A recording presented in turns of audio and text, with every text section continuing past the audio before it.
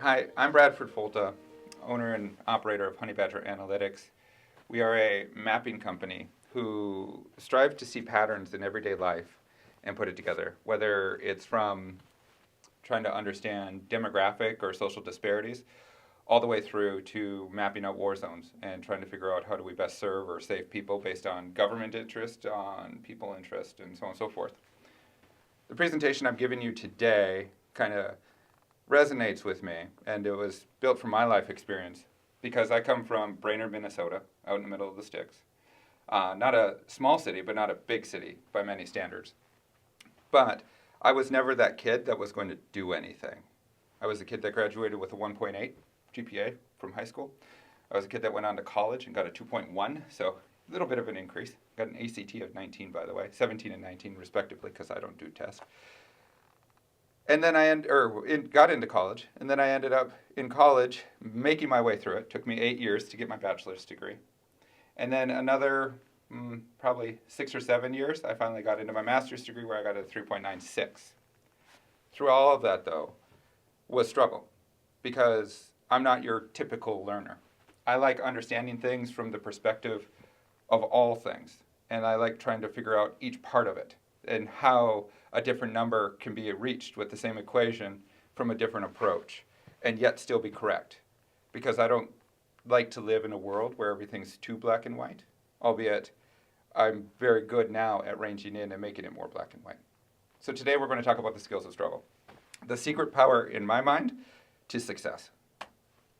So a quick note, the items in this presentation are not religious in nature or based on faith, any one faith of any one community.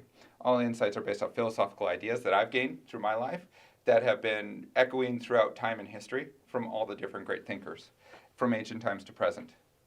And what I often tell people, especially because I'm that friend that you never call when life is going well, I'm the friend you call when life is going to absolute shit. I'm the one that picks up the phone and says, okay, cool, let's talk through your depressive thoughts. Let's do this, that, and the other thing. Because of that, I always tell people, remember when the light gets dark, someone's already been there, and they've already worked through this. And we can work through it too. Because what most people forget is that we live on this little blue speck in this giant, vast universe. And everything that happens over the course of, 14 billion years in total up to today. And now we're part of that little history, but we're an itty-bitty little part of that history. So what we do, and it's going to sound nihilistic, it doesn't matter. But how we do it and how we comport each other with each other matters the most. Because we can either build a better world or we can destroy it. It's up to us. And it's up to you. Life isn't fair. As Lao Tzu put it, life is a series of natural and spontaneous changes. Don't resist them.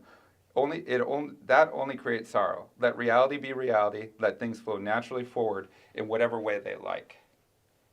This is something that I had a hard time dealing with. Even my therapist told me I had a hard time dealing with it, which is true. I like to be in control of all situations, even situations that are way outside my control. So what do I do? I practice them. I put myself into situations where I'm completely out of control. Why do I do that? Because I can get a better sense of what I have control of. What makes the most importance to me? Is it my family? Is it my partners? Is it my cat? What is it that matters to me most? And it's not a selfish way of looking at it. It's more of a self-preservation way of looking at it. How do I get through this world living the life I want to live, doing things I want to do for other people in this world, but doing it in a way that doesn't kill me, harm me, or make me have constant Weltschmerz, or essentially the struggle of the world on my shoulders every day? How do I go to bed at night? Making sure I sleep well, because I'm able to wake up again the next day without feeling like I didn't do anything the night before, right? How do I feel successful in that? And that's the fun part about life isn't fair. No one in this room comes from the same background. No one in this room knows what it's like to be in the other person's shoes, nor should they. That's not your journey. As Dante Alighieri put it so eloquently in his epic long poem, which I suggest everybody reads, Dante's Divine Comedy, which is Inferno, Purgatorio, Paradiso. He walks through life with a guide, walking him through saying, hey, by the way, this is the lessons of life to be learned. What no one knows or what no one goes into outside of a college course is that Dante Alighieri himself was, at that time in his life, the poet who wrote the story, was suffering through a depressive state because of the fact He had just lost his lover. And he was on a wayward journey himself. And in that poem, worked his way through it. And he thought through the process. He thought about the people he hated who happened to be in hell. He thought about the people that he kind of liked, and they were in purgatory. And he thought about his love, who became his guide into paradise. And he worked his way through it, and he was able to get back on a productive path. So remember, life isn't fair. It's never going to be. It never will be. But that's the fun of it, because we all have those different experiences. As Steve Jobs put it, your time is limited. Obviously, we have 100 years. So don't waste it living someone else's life. Don't be trapped in the dogma, which is living with the results of other people's thinking. Don't let the noise of others' opinions drown out your own inner voice. And most important, have the courage to follow your heart and intuition. Most of the people in this room wanted to do something bigger and better with their lives, right? But that's the thing. You can. You still have time. Take back control on your terms. This is your life. You don't have to use the words I do to take back control of your life. You don't have to do it the way I do it. Life is on your terms. You exist here today. You can go do these great and beautiful things. You can go do all these things on your terms. And you can be selfish and an asshole about it. Or you can be nice, communal, and build a society. But that's where the fun of all this comes in with Robert Spolsky. Literal cleanliness and orderliness can release us from the abstract cognitive and affective distress. Just consider how during moments where life seems to be spiraling out of control, it can be calming to organize your clothes, clean the living room, get the car washed. And it's so true. If I'm unable to make my bills because a customer hasn't paid me in my business, right, as we've experienced on a few occasions, then what do? I go home and I make sure my house is in order. I make sure the bed is made. I make sure things are happening the way that they should happen within my control. Because those things I have effect over. For the things that are out of my control, I'll figure it out. I'll fix it. But I don't need to spiral out of control or react in the same vein that's just been put upon me. I can be in control of a situation that affects me. And I can let the situations outside my control do their own thing. If it's not meant to be, it won't happen. I'm not here to impress. I'm not here to push. I'm not here to divine anything to happen outside of that. But check in with yourself. Are you where you want to be? One of the best lessons I ever learned was Nietzsche's eternal recurrence. And this, again, outside of faith, Nietzsche was a total atheist, much like myself. But he asked this amazing question. I got to lean in here for a second. But what if some day or night a demon were to steal after you into your loneliest of lonelinesses, and say to you, this life you live and have lived, you will live it once again, more and innumerable times, and there will be nothing new in it, but every pain, every joy, and every thought and sigh, and everything unutterably small or great in your life will return to you, all in the same succession and sequence.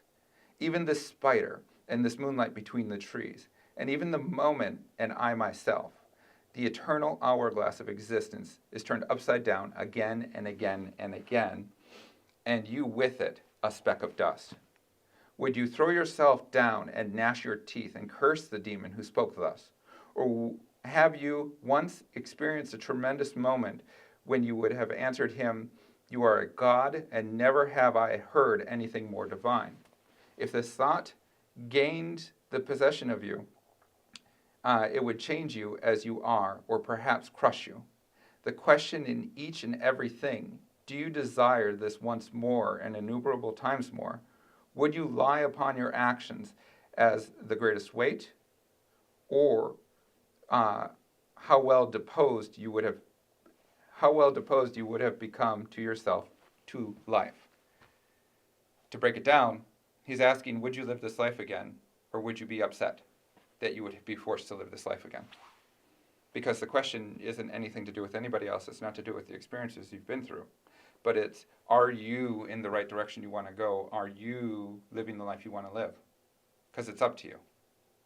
And every day you wake up and you do the same thing over and over again, going to work, doing what you do, it's up to you, right? You don't have to go to work. You don't have to give a 2 weeks notice. You don't have to do any of this stuff. You don't have to participate. But it doesn't bode well for you, and life gets harder.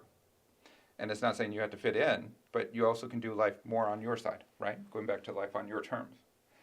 And that's the question where you have to check in with yourself. Check in. Do I need to be doing drugs right now? Right? Because I actually have no issue with people doing drugs. If you are a meth user and you are a productive member of society, have at it. Like, you are working, you're doing it, you're being able to do your stuff. If you're non-religious, go to it. If you're super religious, I don't care. No one cares, right? At the end of the day, it's your God, it's your relationship between you and your faith, your person, or your omnipotent power. For me, it's more the nature side. But I check in with myself all the time. Am I doing the right thing?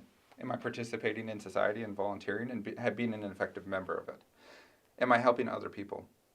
Because even if I'm not being an effective member, as long as I'm helping other people, I'm doing my job. Because I was told by other people in my growing up that supposedly I have a brain I need to use, and I need to use it for good. Obviously, I could go be a Hitler, I could be a Stalin, I could be any one of those guys, right? Easy enough done. Easy enough to hate people. Hard to like them. But in helping them, at the end of the day, whether or not they know I'm helping them, I still get gratification, and I still go to bed at night. And I still wake up the next day doing the same thing. My life's a little bit harder, but I don't care. I love the joy of it. I love the struggle of it. So, throughout all of that, you've heard all these different ways of, take life back into your control. Do this, do that, do the other thing. And truly it is up to you at the end of the day. Whether you get something out of this talk, whether you don't, I'm not worried about it. I'm not losing sleep. But remember that there are skills that you've learned in struggle. That is, failure is amazing, because failure teaches us our biggest lessons. No one's ever been successful and said, oh my God, we got to do that again. Because they forgot about it about 15 minutes after they've been successful. They could win a $400 million contract, and next thing you know, they got to do an $800 million contract. For the other folks that fail, for the Dante allegories that fail, is a journey, understanding why we failed, understand why we broke it. For some folks, it's throw the hands up in the air and say, it's not my problem. But it is. They just don't want to acknowledge it, because there's other things probably misaligned there. They don't know that they can acknowledge it. They don't know that they can engage it. Determination. This is my favorite one, because this is where I like relating it to everybody. You will never find a more determined person than somebody who's trying to get their high again, right? You'll never see somebody chasing harder after a drug dealer or chasing harder. They'll do it in front of cops if they're seeking that high. Use that same determination to change your life, because it can. Determination is determination is determination, right? If you're determined to get one thing, if you're determined to get another, it's all about what you give it and what you put into it and what you get out of it. So if you're determined to change your life and focus it around, go to it. If you're determined to get help, get help. But also be ready for what comes. Be ready to listen. Be ready to understand where you might have failed. Be ready to change your outlook. You don't have to ever take an advisor in 100%. But you have to, there's a reason you're in the room with that advisor. You have to engage with something. Otherwise, you need to find a new advisor, or no advisor at all. Adaptability. A majority of you have experienced homelessness. A majority of you have experienced drug abuse, or abuse in general. You've adapted, though. You're in this room today, still. And you're moving forward. You're adapting to the situations. You're adapting to the things as they come. Use that adaptability. Engage it. Embrace it. Use it as a superpower. Take it further with you. And learn to adapt to different situations. Fortitude. Same thing. You're in this room, right? Or you're hearing this talk. Be with fortitude. It's standing strong when there's nothing else to stand for, right? And it's not that you have to die for every cause, and you don't have to be William Wallace with the sword waving about standing up to England. But no one respects anybody who's quote-unquote slimy or always shifting, because they have no fortitude. They have no presence. They have no conviction. And in that fortitude is all that stuff wrapped in. Stand strong when you say, I want to change my life, and your friends are telling you, no, you should take this hit, or you should, do this, that, or the other thing, or whatever, that might put you back in a situation you don't want to be in again, right? And wisdom. This is the fun part. There's a difference between being smart, and there's a difference between wisdom, or being wise, right? Smart is what you get when you read a book. Smart is what you get when you understand or go through something, or street smarts, when you live the experience. But it's not wisdom. Wisdom would tell you not to put yourself in those streets because you've already been there. You've already experienced that a few times, right? And it's gone several different ways and never potentially in your favor. Or it has gone in your favor and you're in that situation because you are wise, because you know you can handle it. But the thing being is that it goes well. It's a fake story, but it was a great story nonetheless from a philosophical professor who literally told one of his students. A student approached Socrates and said, "I want to know everything it is you know. I want to be as wise as you are." So Socrates walked him down to the pond near the facility, and then took the student and said, "Hey, by the way, look into the water and see your reflection, for you will truly understand what it is to know everything I know." And the student looks into the water and says, "I don't see it. It's not coming to me." And Socrates grabbed him by the back of the head and put his head underwater and held him there for a minute, actively drowning the student, as it were. Can't do that today. But all of a sudden the student recoiled. Socrates let him go, and he fell back onto the ground. "Why would you do that to me? Why would you hurt me so in the pursuit of knowledge?" And Socrates goes, "Because in that you gained more wisdom. You can't know everything that I know. You can't live the experience I've lived. You can't be the person I am. But you've also tried and ended up drowning in it, as it were, right? So that's the biggest thing. Your experiences teach you to be wise. You can share your wisdom with other people, and you can be an advisor. You can help them through the situation. But if you embrace and wield these tools properly, you can actually be successful. As I always argue with people, use your powers for good, right? Help other people out. Help people of similar situations when you get to the point where you're ready to help. But until then, help yourself. Get where you need to go. Be communal. Be understanding that you can take this further, and be understanding that you can get whatever you want. It doesn't matter where you come from. Some of the best stories were written about the people that never were supposed to do anything great. So I leave that to you. Thank you. Hi, my name is Sheila DeChantel. I am an event coordinator for Three Cheers Hospitality. That's in Central Brainerd, Minnesota. We have Bayadella, which used to be Prairie Bay, for those who've been here in the area a while, Iron Range Eatery in Crosby, and then Notch 8, which is at the Northern Pacific Center. I've had that position for the last 8 years. I am an event coordinator handling well over 100 weddings a year now, probably 75 rehearsal dinners, big events, fundraisers, kind of my background of what I currently do. That's who I am now, but it wasn't always that way. So I've lived in Brainerd, Minnesota. In 1980, I was 12 years old.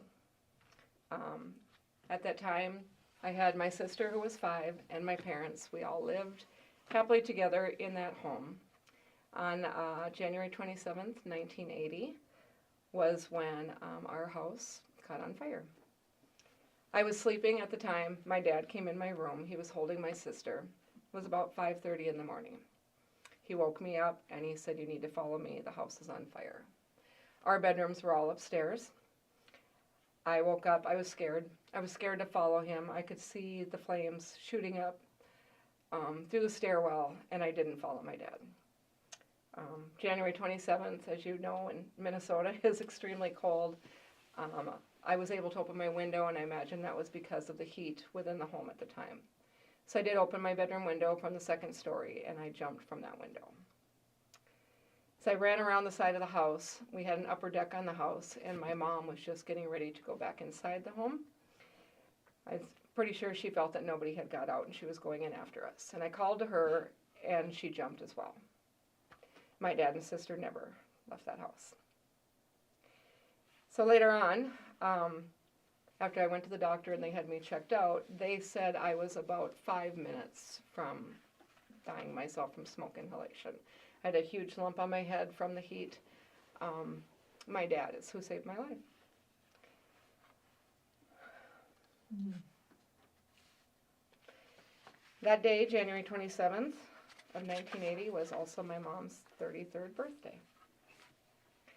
My mom and I spent the next year staying with friends locally. My aunt just lives a few doors down, my mom's sister. And then eventually we actually went to Soldotna, Alaska, where I have relatives. We actually were there, and I spent that year of school in Soldotna, Alaska. I think some of my friends might not even know that. My mom was resilient. She took that time to kind of recoup get it together, and came back, and we actually rebuilt on that same property where we lost the house.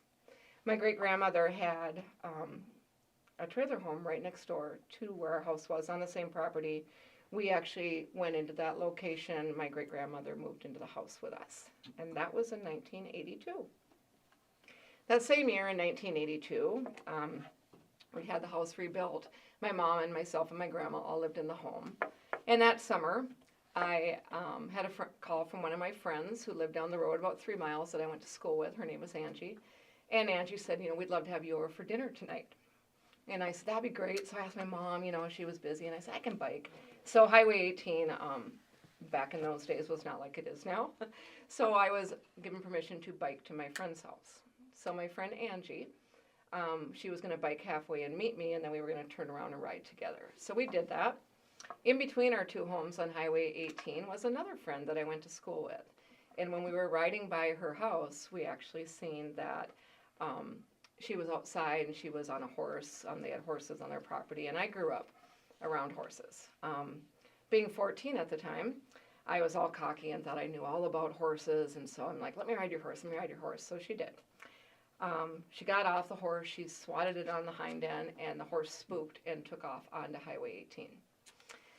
I was not as skilled as I potentially thought I was, and once the horse got out on Highway 18, the traffic scared it, and it dumped me on the highway, and I cracked my skull and was airlifted to Minneapolis, where I spent the next 4 to 5 days in a coma. So this section I talk about was all secondhand because I was not present to be able to share this story, other than what my mom and her best friend Wendy have given me these details. During that time, they told my mom I had a 10% chance of living, and if I did live, I would be physically and mentally disabled. There was swelling on my brain at that time. They told my mom that the next morning they were going to go into surgery and actually drill, apparently a term of the 80s, drill into my skull to release that pressure that was accumulating on my brain. My mom tells me that that evening, overnight, that started to go down on its own, so I never had to have that surgery. So 2 weeks later, I was released from the hospital. As far as I know, I have no physical or mental damage.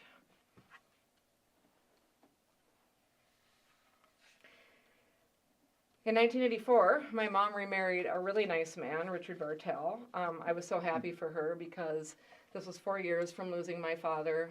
In 1985, I was about to graduate, and I felt so good that as I was getting on with my life, my mom would not be alone. It was really important to me.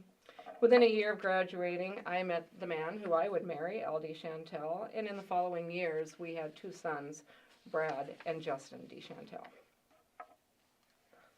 In June of 1996, I was a Cub Scout leader for a group of boys, including my 2 sons. On June 6th of that year, I was having a Cub Scout meeting at our home in Baxter, Minnesota. By 8:30 p.m., all the boys had been picked up by the parents, and I was settling in on the couch after a really long day of working and then doing the Cub Scout meeting, talking to my friends who were some of the parents of the kids. And it was around 9 o'clock that there was a knock on the door, and opening it, I was startled to see the same man that was the man that came to the house the day to tell my mom that my dad and sister had not left the home. My mind scrambled. I remember seeing that man and recognizing him, and at the time, my brain just kind of made me think, did I do something wrong? Did I park somewhere I shouldn't have? Why would this guy be at my door? And he was there to tell me that my mom and stepdad had been on a head-on collision up by Jenkins, and they had both been killed immediately. At that time, I remember a white light. My mind kind of went blank, and I was kind of backing through the house saying no, no, no. My husband at the time, where he worked, he had a very early shift, so he was already in bed. He got up, and he recalls seeing just me backing through the house and some man coming in the house, kind of following me while I was saying no until he got up to speed on what was going on. At the time, my boys were 6 and 8 years old. They had just lost their grandparents. I was 29 years old at that time, and my mom was the last living relative that I had of my immediate family. I went on. We made decisions over the next few months, and we decided that I just really didn't want to sell that property on Highway 18. I had so many memories there. My family, my kids grew up, I just really wanted to be there. So we made a decision to not sell that property, and we moved out to Highway 18. I never regretted that decision to moving back home to the property I grew up on. It was a comfort for me to be among the memories and give those same memories to my kids as well, as where my sister and I played, where I knew my mom and dad, where we gardened, where we did stuff as I grew up. My husband actually built a business in the back part of that property. It was kind of interesting because when I grew up there, it was a big fenced-in area with a barn. We had horses, chickens, cows, the whole works, and now it's known as Deschantel Excavating. That's what it was at that time and still is to this day. The boys graduated. Brad went into the Navy after graduation, and Justin went on to college for design and journalism. Al had the excavating business. I was doing marketing and website building for several businesses, as well as doing a lot of nonprofit work in our community, working with the Friends of the Brain Public Library, and also on the board of Camp Benedict, a camp in Cross Lake for families infected and affected by the AIDS virus. We were all happy and healthy, and life was good. In April of 2015, I had just returned home from spending the first and second of the month with my son Justin, who at that time lived in Minneapolis. I had been asked to go and do an interview with all things with Scott Eastwood and Britt Robertson. Scott Eastwood is Clint Eastwood's son, and they had just done the movie The Longest Yard, which was a book being made into a movie. So a little backstory on that. In my spare time, apparently, I was doing a lot of book reviewing, over probably about a 10-year period, and I was working a lot with the publishing houses in New York. Been to New York several times, and so they had actually called me, and since these stars were going to be in the area, they wanted me to go and interview them to talk about what that was like building a movie from a book. Honestly, I didn't know Clint Eastwood had a son, but I wasn't going to turn down that opportunity. And it just so happened that my son had just moved into a new apartment, which was right in that area where I needed to be. So I called my son Justin, and I said, hey, I've got this opportunity. Is there a chance I can come up and stay with you? And he said, absolutely. Wanted to show off his apartment. I wanted to see him. He had just returned from his 6th trip to Honduras working with kids that lived on the street, and I was really excited to hear what was going on with him and get caught up on that story as well.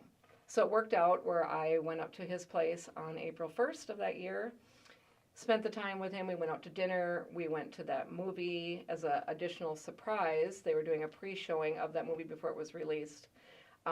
They actually had, after the movie The Stars came out, Scott Eastwood and Britt Robertson came behind the screen and said, how'd we do? And we thought that was kind of cool and kind of wish that all movies did that, had the stars come out and asked for opinions. So I had to grab this great experience with my son, and he took a picture like, Mom, we need to commemorate the moment. So he took a selfie of us in the theater, and the next day I went and did that interview. Before I left his apartment, hugged him and kissed him goodbye, and did the interview and went home. 2 days later, on April 4th, about 5:30 in the morning, we're just getting out. My husband was in the shower, and I get a knock on the door. Back in Brainerd, answer the door, and it is a state patrol telling me that my youngest son had been in a severe accident, and he was in critical condition in Minneapolis. Quickly, we're scrambling. We're getting ready to leave the house. And about that time, right before we left, the officer who was on the phone listening and to the hospital, he said, I'm sorry, I hate to tell you this, but your son just passed away. So Justin passed away before we ever left the house in Brainerd. It didn't dawn on me to not go. We went anyways. We drove up there. In hindsight, I think about that a lot, and I still don't think I would have done it any other way. So we drove up to Minneapolis, and we sat with him for about 8 hours. So having that time, our pastor came, some close friends came. They sat with us, they prayed with us. Almost 9 years ago. The last 8 years, I filled my time helping out with the community, staying busy. That's what works for me. Why do I tell you all this in this sort of format? Is because things happen to all of us. And while your story is not my story and my story is not yours, And maybe you have stuff that's similar, and maybe you don't, and maybe you have other tragedies or other things that made your life hard. I share today because we can move forward, we can move on, and you do not let what has happened to you define you. I've heard many stories in our community, and I am always happy to share mine because if it helps one person, it's worth it. Obviously, I've been through a lot of stuff. I joke often that I don't know why I have friends. Things tend to happen around me. But I've used this. I've got great community connections. I've got great friendships. And through that, I was able to continue on. I do stay busy. That's what works for me. I like being a part of our community. And reaching out today is just to give you that message that sometimes it might be loss of a job. It might be loss of a direction or a spouse, or clearly the dream that you were picturing isn't going the way that you thought it would. This isn't the life that you decided. And believe me, all those years ago, I would have never said, well, that's going to be my story. I would have never believed that this would be all the things that I just shared with you today. But we can take what happens to us. We all have one life. And what we do with it is our choice. So finding your connections, build your tribe, make the decisions that you need to get above what's happened to you, and move forward, because anyone can do it.